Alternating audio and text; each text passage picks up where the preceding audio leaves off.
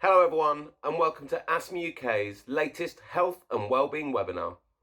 For this series of webinars, we've reached out far and wide to find experts who've kindly volunteered their time, and their aim is to help us, help you, the Asthma UK community, keep your mind, body and souls active. Today, I'm delighted to introduce you to Josh Llewellyn-Jones, who'll be running a slightly different session for you all today, focusing on positivity. I've no doubt that, like me, you'll all find Josh's story incredibly inspiring. As a parent of a daughter with a disability myself, Josh's story resonates with my own daughter's story and gives me a huge amount of hope for her future. Because Josh's webinar today highlights how anything is possible. Without wanting to give too much away, Josh, who's an extreme athlete and motivational speaker, was born with cystic fibrosis and was given a 10% chance of surviving his first night. However, 29 years later, he completed the world's Fittest Man challenge, and 1 year after that became the first and only man to lift 1 million kilograms in 24 hours. We really hope everyone who attends these sessions finds them useful, and if you've missed any of our previous webinars, you can find them all at asthma.org.uk/webinars, as well as on Asthma UK's YouTube channel.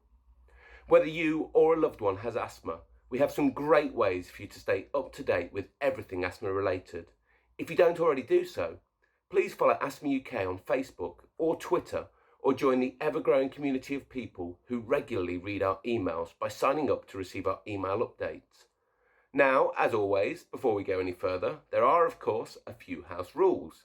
Please be aware that today's webinar has been pre-recorded. However, we do have a chat function enabled, and we'd love you to say hello or post any hints and tips that you want to share. And do please let us know any ideas you have about future health and wellbeing webinars you'd like to see from us. Remember, of course, this is a family-friendly environment, so when chatting, do please be nice. The chat is of course moderated, but if you have any medical questions, please be aware our moderators are unable to answer these as they have no medical training.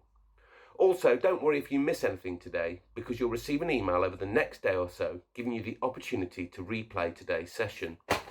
Here at Asthma UK, we're a charity committed to trying to keep everyone with asthma safe and well, but we can only do this with your support. So if you do find this webinar useful, please consider donating just £5 after the session to help us continue being there for everyone with asthma.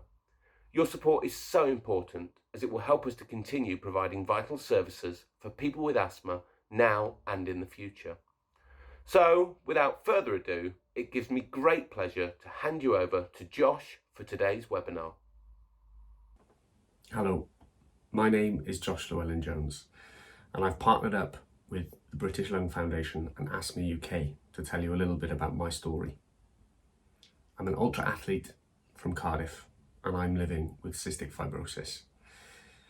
It's very testing times at the moment, and as the world hopefully starts to get back to some form of normality, those testing times don't really change for those of us that fit into the vulnerable category.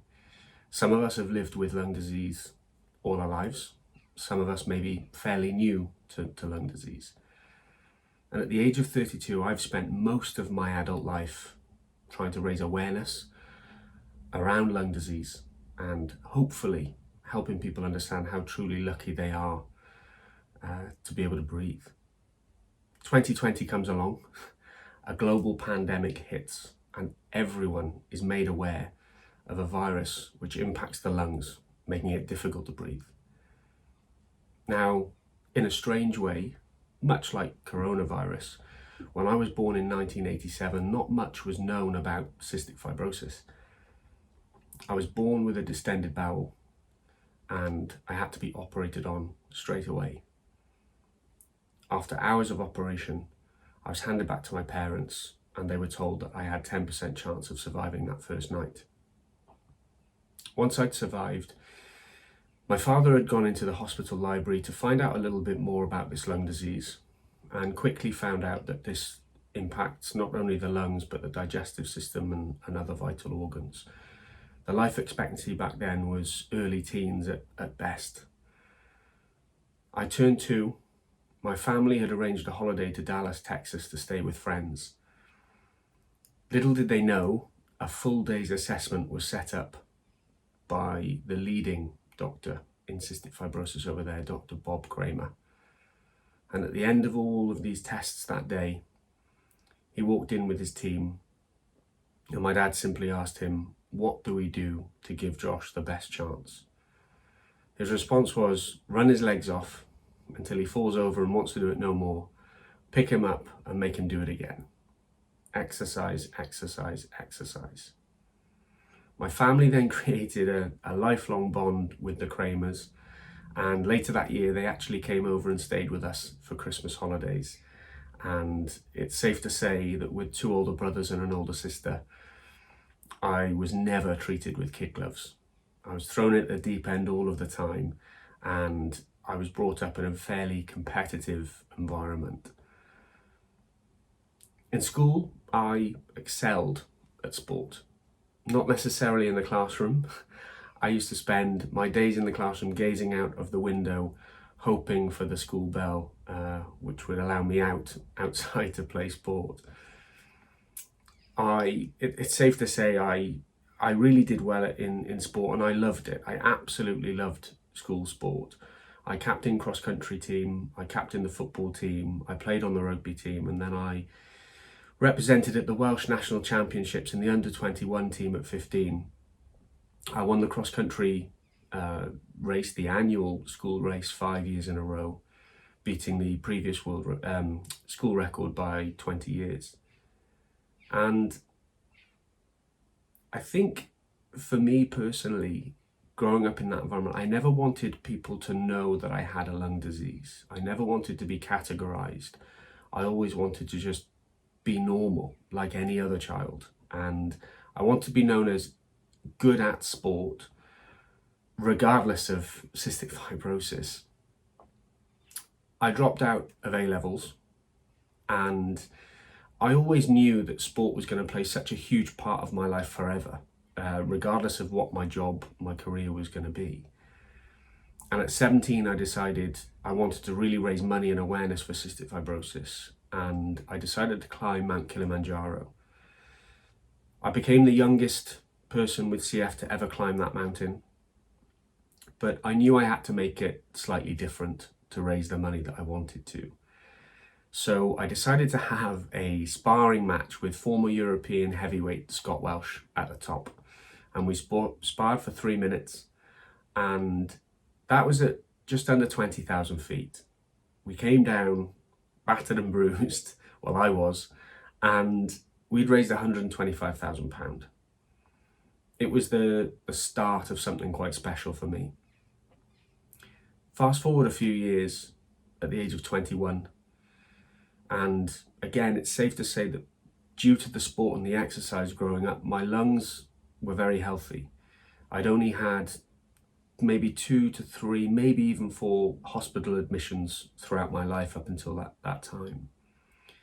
We were moving house, and stupidly, I decided to pick up a washing machine and carry it on my own into the back of the van. Later that day, I had chronic pains in my stomach, so bad that I was curled up into a ball on the floor later that day, and I just physically couldn't move. I was rushed to hospital, and after the scans and after many hours, the surgeon and his team walked into my room, and I vividly remember all my family were called to the hospital to be there with me. He drew on my stomach where he'd need to cut, and I was wheeled off to the operating theatre. I remember saying goodbye to my family and the impact that it was having on them. We didn't know what was going to happen. All we knew that it was bad. I was in a bad place. After 6 or 7 hours of operating, I emerged. Miraculously, yet again, I'd been saved. And at the age of 21, when you go through something like that, it really does make you reflect on your life and your life's achievements and what's really important. The recovery process, a couple of weeks after, consisted of me going out and kicking a ball in the sports field with my dad. And safe to say that was painful. Watching my dad try to kick a football was very painful. It took me some years, actually, mentally and physically, to sort of get back to where I needed to be in order to continue on this journey of fundraising and doing events to raise awareness for lung disease. Growing up, I was always told that 30 would be a year I'd be very lucky to see. You know, the chances are I probably wasn't going to make it. And whether that's a little bit of stubbornness in me or just sheer determination to prove people wrong, I wanted to do something big to celebrate. I wanted to show all of those people that had doubted me for all those years, you know, what was possible if I put my mind to it. So I started going through some challenges, some extreme fitness challenges to raise money. And at the age of 29, I decided that I was going to do something that only 4 people in the world had ever done, the world's fittest man challenge. And I needed to lift 100 tons, cycle 100 miles, run 10 mile, row 10 mile, cross train 10 mile, swim 2 miles, and then complete 3,000 sit-ups, 1,000 press-ups, and 1,000 squats, all in 24 hours. I called it 24 hours for CF, and I wasn't going to break. So the day began, and I completed the challenge actually in 22 hours and 10 minutes. And I remember my trainer being there when I completed it, Nathan, and he just turned and said, "You've promised these children 24 hours for CF. You've got 1 hour and 50 left. What do you want to do?" So we decided I would jump on the row machine and row another 10 miles in total to make it 20.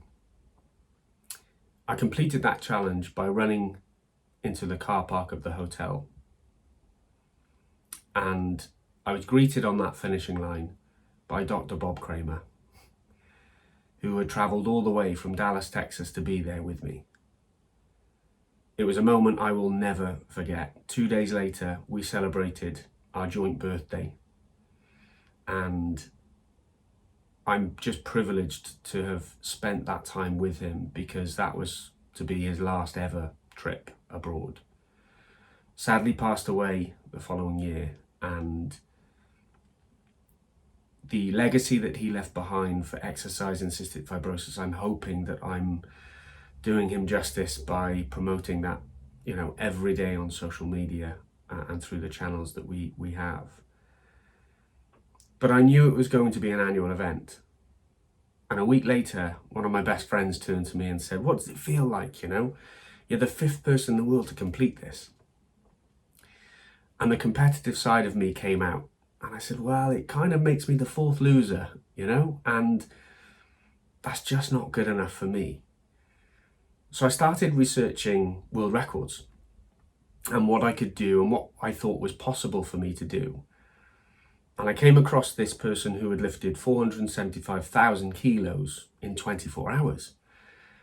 So I started doing some research into the numbers and really sort of breaking it down. And I thought, you know what, I could do that, but it just doesn't sound big enough. You know, like many of you will know, in fundraising, you need to go big. You need to be creative. So I thought, I wonder if it's possible to lift 1 million kilos. It sounds bonkers. And you start crunching the numbers and it becomes even more bonkers. You know, it's 3 Boeing 747s in 24 hours. Is this humanly possible? Everyone I spoke to just said, no, don't bother. It's just going to be ridiculous. You're going to tear the muscles. The heart won't be able to take it, and your lungs just will start to break down. And the training started, and it was tough. 6-7 hours of weightlifting every day, 1 day off in every 10. My doctors, my team, they all thought I was bonkers. And 2 weeks before, I had stress fractures in my right hand, and it was painful. But with the cameras ready, ITV were ready to film the documentary, I couldn't let these children down all over the world that were relying on me to get this world record. So we went for it. I broke the old world record in just over 10 hours. And then it dawned on me that what I'd just done was nothing, because I had to go and do it all over again in the next 14 hours. Already a broken man. I broke through the 1,000,000 kilo barrier in 22 hours and 11 minutes, a minute longer than the previous year's challenge. My trainer Nathan was there again, and my response to him when he said you had an hour and 49 left was slightly different to the year before. I was even more broken, and I knew that was it. I'd done the 1,000,000, we'd done what we'd set out to achieve, and that was going to be enough. The amazing thing is that it only took about a week for people to start asking, well, what's next? And I thought, well, I want to kind of enjoy this, but, I know that, it's going to be quite difficult to top this. It was 755 kilos every minute for 22 hours and 11 minutes. I don't know what's going to top this, but all I knew was that I wanted a rest from weightlifting. I'd had enough. I didn't want to see another weight, for the rest of my life as far as I was concerned. So the following year, 2019, I decided that in October, I would swim 21 miles down in Dover and then jump straight on a bike and cycle from Dover to St James's Palace, where me and my team had kindly been invited by Prince Charles to enjoy lasagna that had been specially made for us in his house, which was just incredible, before running 160 miles home from from London to Cardiff, all in 5 days. And the support from all around the world was phenomenal. To have the royal family publicly support us on social media. If you'd have told me that I'd have the support of the royal family 3-4 years ago, I'd have told you you're bonkers and you're just as nuts as me. But it was a special moment for me and my team. When I crossed that finish line, a very, very broken man on that Friday in October, I knew that we'd done something quite extraordinary as a team. And we'd shown these children and adults with lung diseases all over the world what was possible. And it wasn't about breaking records. It wasn't about raising loads of money.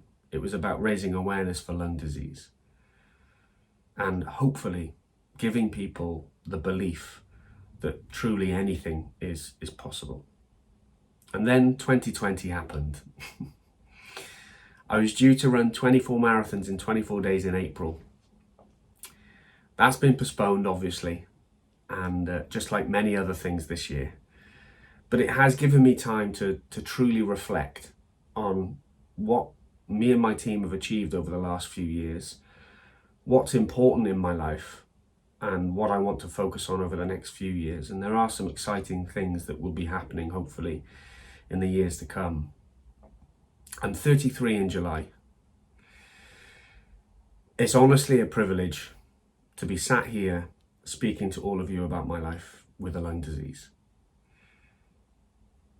Doctors didn't really give me much hope. They didn't believe in me. And every challenge I come up with, no one seems to think it's possible. But it keeps me going. It keeps me striving for more. We all have something in common. We can all support each other, even though our stories may be very different.